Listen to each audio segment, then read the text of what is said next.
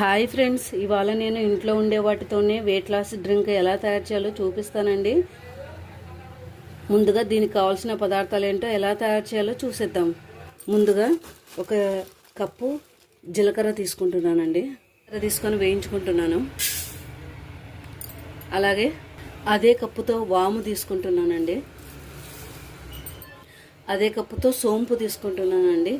ఇవన్నీ సిమ్ములో పెట్టుకొని వేయించుకోవాలండి.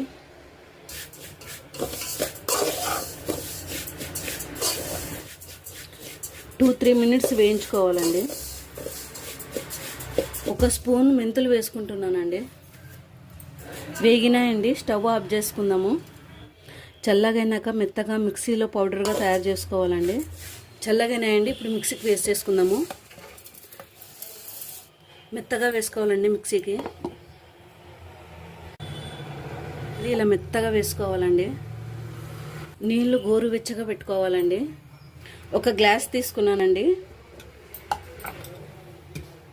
ఒక స్పూన్ అండి, చిన్న స్పూన్తో గ్లాస్లో వేసుకొని గోరువెచ్చని నీళ్లు పోసుకోవాలండి.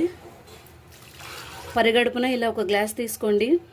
నైట్ డిన్నర్కి ఒక గంట ముందు ఇలా ఒక గ్లాస్ తీసుకోవడం వలన త్వరగా వెయిట్ లాస్ అవుతారండి. ఈ వీడియో మీకు నచ్చినట్లయితే నా ఛానల్ని సబ్స్క్రైబ్ చేయండి, లైక్ చేయండి, షేర్ చేయండి.